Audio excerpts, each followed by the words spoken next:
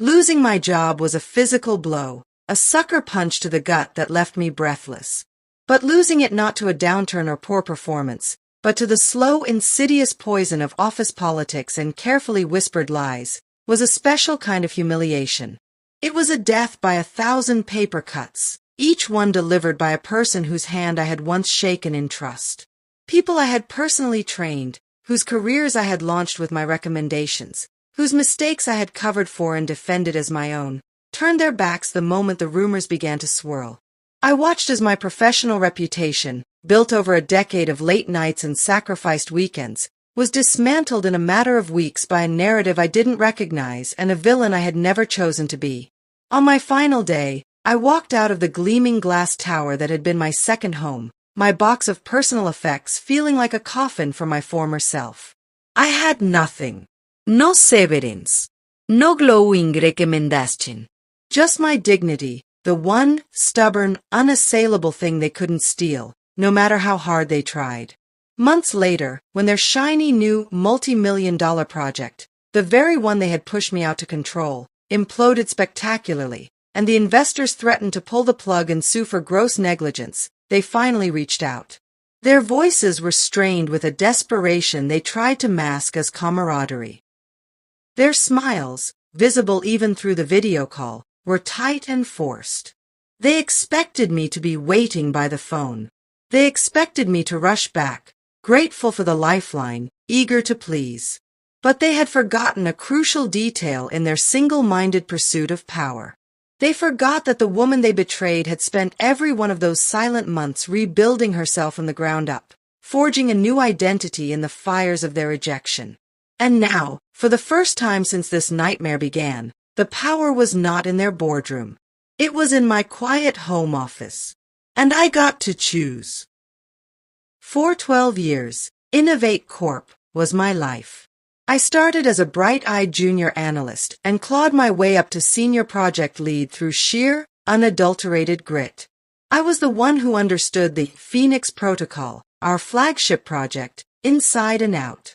I had written half the code, designed the user interface, and was the only one who could talk to the eccentric, brilliant lead developer Arthur, without him having a meltdown. The project was my baby, and the company was my family. I built a team around me. There was Sarah, a fresh graduate I plucked from the intern pool, teaching her everything from pivot tables to client management. Mark, whose career I saved after a catastrophic error by going to bat for him with the executives. And Chloe, who I considered a friend. We celebrated birthdays in the break room, shared secrets over after-work drinks, and supported each other through personal crises. I believed our bond was stronger than the corporate ladder. Our culture began to shift when a new VP, Julian, was brought in. He was all sharp suits, sharper smiles, and a philosophy of disruptive growth. He saw my deep institutional knowledge not as an asset, but as a threat to his authority. He started cultivating an inner circle, and to my disbelief, my protégés, Sarah, Mark, Chloe, were the first to join. I saw the changes in small, subtle ways. They'd have closed-door meetings without me. They'd adopt a new slang I didn't understand. They'd laugh a little too loudly at Julian's jokes, their eyes flicking to me to see if I was watching. The first real crack appeared during a budget meeting. I questioned the viability of Julian's aggressive new timeline for the Phoenix Protocol, presenting data that showed it would lead to a bug-ridden, unstable product launch. I was being the responsible leader I had always been. Julian listened, his face a mask of polite interest. Then he smiled. I appreciate your caution, Elena. It's a relic of a different time. But we're moving forward now. We need to be agile. After the meeting, Sarah pulled me aside. You shouldn't challenge him like that, Elena. It makes you look resistant to change. I was being gaslit, and I was too loyal to see it.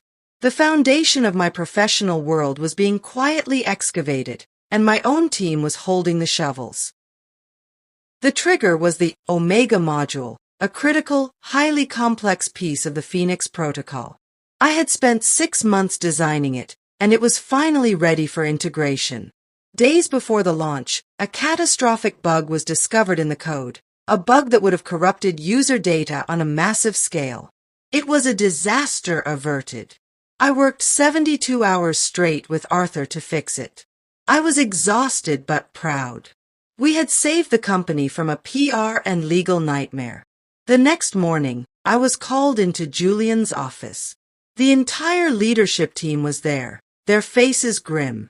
On the large monitor was a screenshot of a private, internal messaging channel. A message, allegedly from me, read, "Let's push the Omega module through. The bug is minor, and we're out of time. We can patch it later after launch." My blood ran cold. It was a complete fabrication. A forgery.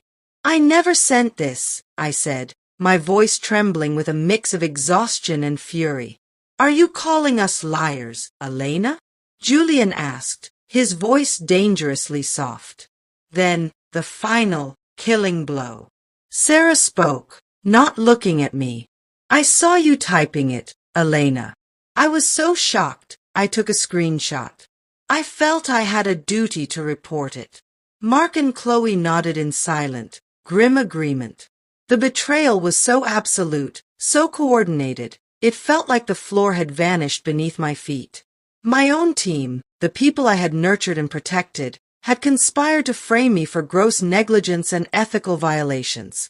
They had used my dedication against me, twisting my all-nighter to fix the problem into evidence of my recklessness. Julian presented his conclusion. "Your actions, Elena, demonstrate a profound lack of judgment and integrity. Your position is no longer tenable. You can resign, effective immediately, or we will terminate you and publicize the reason." I looked at their faces, Julian's cool satisfaction, Sarah's feigned pain, Mark and Chloe's averted gazes. I was being professionally executed to secure their positions in Julian's new regime. I stood up, my knees threatening to buckle. "I won't resign," I said, my voice a whisper. "You'll have to fire me." I walked out, the silence in the room a heavier burden than any box of belongings I would carry later. The weeks that followed were a descent into a special kind of hell. The official reason for my termination was a pattern of poor judgment and failure to adhere to company ethics, a phrase that hung over me like a shroud. The industry is a small world, and the rumors spread like a stain. My phone, once buzzing with recruiters, was silent. My LinkedIn profile felt like a monument to a dead career. The financial strain was immediate and terrifying. My savings began to evaporate. I'd look at a bill and feel a wave of panic. I had to cancel the insurance policy, something I never thought I'd do. The loneliness was even worse. Mutual friends from the company ghosted me. The silence was a constant, screaming reminder of my exile. The final, crushing blow came when I saw a trade publication article. It featured a glowing profile of Julian and his new, dynamic leadership team. There was a photo of them all, smiling, holding up an award for Innovation of the Year for the Phoenix Protocol, my protocol. Sarah was quoted extensively, taking credit for the vision and execution of the very project she had helped sabotage me over. They had not only taken my job and my reputation, they were now parading around in the skin of my professional legacy. In that moment, the shock and grief hardened into something else, a cold, clear, and unyielding resolve. They had thrown me away, and I decided I would make sure that decision became the most expensive mistake of their lives. I allowed myself 1 week of pure, unadulterated rage. And then, I got to work. My first move was my home computer. I had always been paranoid about backups. I had every email, every project file, every single line of code and its revision history from the last 5 years stored on a private server. It was a habit born from a past data loss, one my team had always teased me for. I started my own investigation. It was tedious, digital archaeology.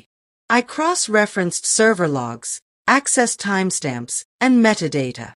And then I found the first golden thread. The fake message that had condemned me had been sent from a terminal logged into with my credentials, but the IP address was traced to a coffee shop across town. A coffee shop that, according to their social media, Sarah visited every morning. The deeper I dug, the more the conspiracy unraveled. I found deleted chat logs between Julian, Sarah, and Mark, plotting my removal. They discussed neutralizing the Elena problem and controlling the narrative. I found evidence that Sarah had deliberately inserted the catastrophic bug into the Omega module herself, after I had signed off on the clean version, specifically to create a crisis she could then pin on me. It wasn't just a betrayal, it was a premeditated, corporate assassination. The power didn't just shift, it underwent a seismic reversal. I was no longer the disgraced former employee. I was a whistleblower sitting on a nuclear arsenal of evidence. The person they had thrown away was the only one who held the keys to the truth. I didn't send the evidence to the board with a triumphant, "Gotcha."